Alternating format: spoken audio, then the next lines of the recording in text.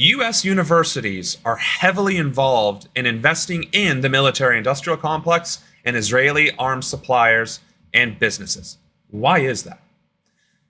In order to understand why our universities are so ingrained with the military-industrial complex and Israel, we have to understand the history of U.S. relations with Israel and our institutions' relationship with the military.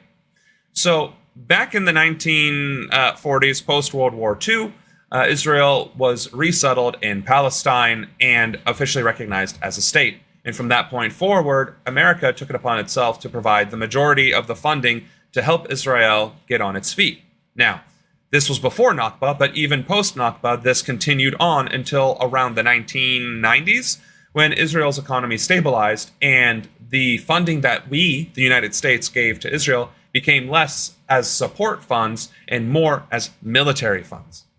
And of course, what else happened in the 1990s? Desert Storm and Desert Shield. And what happened immediately prior to that? The Cold War. So our military-industrial complex has been building and building and building, finally had an excuse to exercise itself. Not to disregard what happened in Vietnam, a lot of military arms manufacturers made a killing during that time as well, while we were slaughtering innocent people in Vietnam and losing, I might add. Point being, universities also at that time had anti-war movements, and those were also crushed. One of the most prominent instances of student being stopped by the National Guard was Kent State, where 4 students were killed by enlisted service members by the order, well, not directly the order of the governor. That would be heinous. But nevertheless, because of the governor's orders to mobilize the National Guard and send them to Kent State, 4 students died in the anti-war movement. And what we are seeing today is more of the same happening, except this time it's in Texas.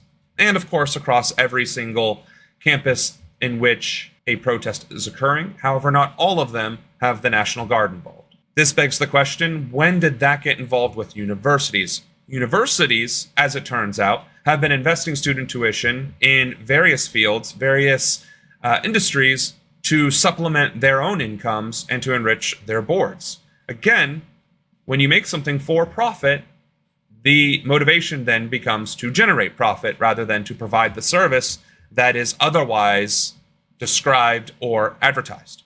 Which means universities have been reaching out to the military-industrial complex because they are the ones that get most of the contracted money to facilitate the research at their universities and campuses, which in turn allows these universities to receive grants for arms manufacturing, weapons research, communications research, and other fields, biomedical and chemical, sometimes under the auspice of public research, sometimes under the intent for empowering people and bettering American lives. But in general, it amounts to the same thing, supporting the war effort.